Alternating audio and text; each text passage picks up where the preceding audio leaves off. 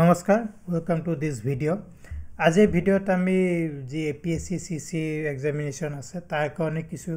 Indian পলিটিৰ MCQs আলোচনা কৰিম যিবিলাক অতি হেল্পফুল হ'ব আগন্তুক এপিএসসি সিসি ৰ কাৰণে গতিকে স্টাৰ্ট কৰিছো আজিৰ MCQs video on Indian polity okay first question হল what is the eligibility criteria for an MP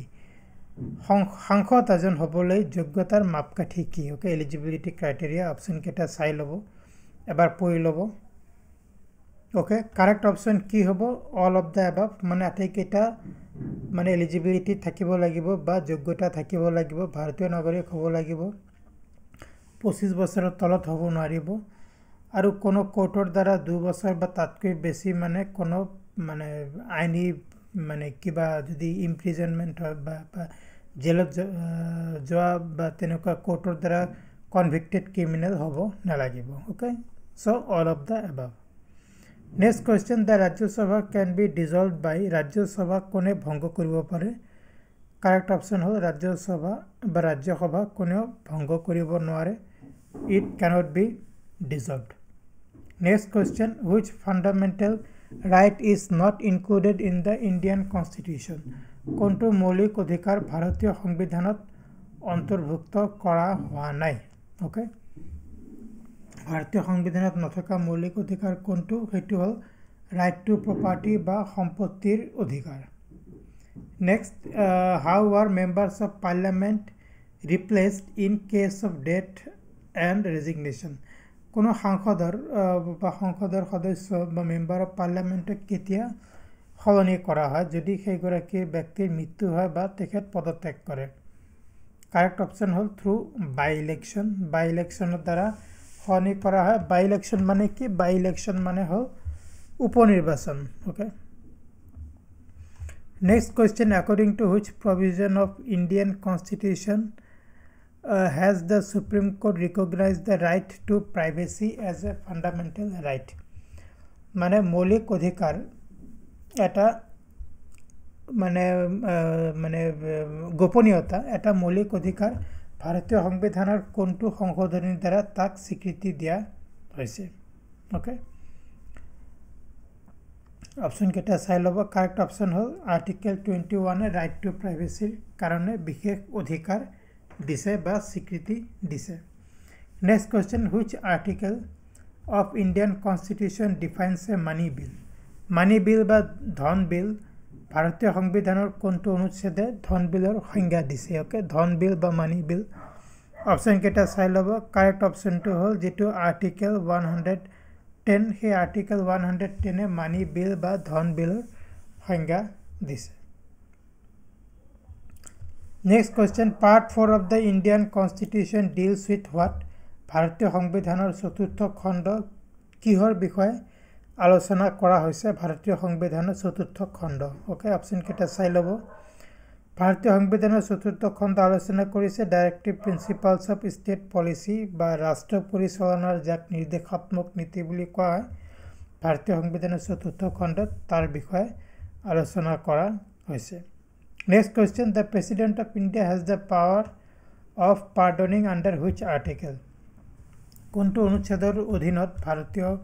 ভাৰতৰ ৰাষ্ট্ৰপতিয়ে ক্ষমা কৰিব পাৰে ক্ষমা কৰাৰ ক্ষমতা আছে ক্ষমা কৰিব পাৰে কোনো এজন অপৰাধী কোনটো আৰ্টিকেলৰ অধীনত হেতু হল আৰ্টিকেল 72 আৰ্টিকেল 72 ৰ অধীনত ভাৰতৰ ৰাষ্ট্ৰপতিয়ে কোনো এগৰাকী কনভিক্টেড ক্ৰিমিনেলক ক্ষমা কৰিব পাৰে Next, who was the first president of India to get elected unanimously? Unanimously মানে সৰ্বসন্মতিক্ৰমে unanimously সৰ্বসন্মতিক্ৰমে নিৰ্বাচিত হোৱা ভাৰতৰ প্ৰথম গৰাকী ৰাষ্ট্ৰপতি কোন অপচন কেটা চাই লব কাৰেক্ট অপচন হ'ল অপচন সি নীলম সঞ্জীৱ ৰেড্ডি তেখেত সৰ্বসন্মতিক্ৰমে ভাৰতৰ ৰাষ্ট্ৰপতি হিচাপে নিৰ্বাচিত হৈছিল Which of the following is not sacked, impeached by the parliament? তলৰ কোন গৰাকীক মানে সংসদে বৰখাস্ত নকৰে বা তেখেতৰ বিৰুদ্ধে অভিযোগনামা দাখিল নকৰে কোন গৰাকী ব্যক্তি কাৰেক্ট অপচন হ'ল এটৰ্নি জেনাৰেল অফ ইন্ডিয়া মানে সংসদৰ দ্বাৰা বৰখাস্ত কৰা নহয় বা অভিযোগনামা দাখিল কৰা নহয় next which of the following is true about parliament সংসদৰ বিষয়ে তলৰ কোনটো সত্য ওকে অপশন কেটা চাই লব পঢ়ি লব এবাৰ কাৰেক্ট অপশন টু হল vice president is elected by both houses of parliament এইটো সংসদৰ বিষয়ে সত্য ওকে ভাইস প্ৰেসিডেন্ট উপৰাষ্ট্ৰপতি গৰাকীক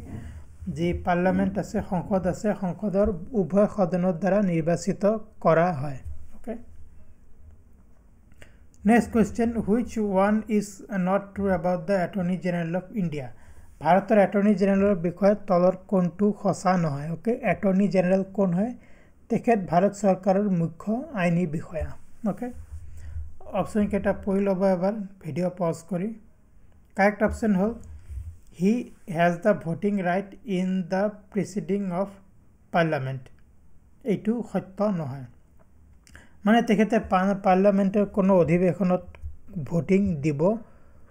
পাৰে সেইটো সত্য নহয় আসলতে তো ভোটিং দিব নোৱাৰে ওকে বাকি যিকেটা অপশন এ বি আৰু ডি সেইকেটা অ্যাটৰ্নি জেনাৰেলৰ বিষয়ে সত্য বা সঁচা next question Which feature of Indian Constitution is not taken from American Constitution? ভাৰতীয় সংবিধানৰ কোনটো বৈশিষ্ট্য আমেৰিকাৰ সংবিধানৰ পৰা লোৱা হোৱা নাই ওকে ভাৰতীয় সংবিধানৰ কোনটো বৈশিষ্ট্য আমেৰিকান সংবিধানৰ পৰা লোৱা হোৱা নাই সেইটো হল সিঙ্গেল সিটিজেনশিপ ভাৰতে সিঙ্গেল সিটিজেনশিপ দিয়ে ভাৰতৰ সংবিধানে কিন্তু আমেৰিকাৰ সংবিধানে সিঙ্গেল সিটিজেনশিপ বা একক নাগৰিকত্ব নিদিয়ে Next question, which government of India act has the most influence on current constitution of India? ভাৰতৰ বৰ্তমান যেটো সংবিধান আছে তাৰ ওপৰত ভাৰত চৰকাৰৰ কোনখন আইনৰ প্ৰভাৱ বেছি গভৰ্নমেন্ট অফ ইণ্ডিয়া এক্ট কোনখনৰ প্ৰভাৱ বেছি ওকে কারেক্ট অপশন টু হল গভর্নমেন্ট অফ ইন্ডিয়া এক্ট 1935 তার প্রভাব বেশি okay government of India act 1935 এর উপর বেস করে ভারতের যেটো বর্তমান সংবিধান হেতু সংবিধান রচনা করা হয়েছিল next question article 17 of Indian constitution is related to ভারতীয় সংবিধানের যেটো আর্টিকেল 17 কার সৈতে জড়িত বা তলত যিকেটা দিয়া আছে অপশন কোনটোৰ সৈতে জড়িত prohibition of untouchability বা অস্পৃশ্যতাৰ বিৰুদ্ধে অস্পৃশ্যতা বৰ্জন কৰাৰ সৈতে জড়িত article 17 next question article 21A of Indian Constitution deal with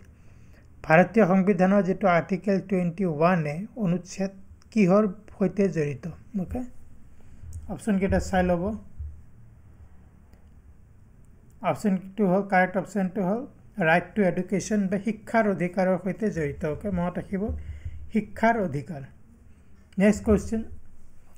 Which of the following amendments is also known as the mini constitution of India? কোনটো সংশোধনী ভাৰতৰ ক্ষুদ্ৰ সংবিধান বুলিও কোৱা হয় ওকে কোনটো সংবিধানী মিনি কনস্টিটিউশন বুলিও কোৱা হয় বা ক্ষুদ্ৰ সংবিধান কাৰেক্ট অপশন টু হল 42nd amendment 1976 হেতু হল ক্ষুদ্ৰ সংবিধান okay next option Which of the following can organize lok adalats? Lok adalat kone organize koribo pare ba kone lok adalat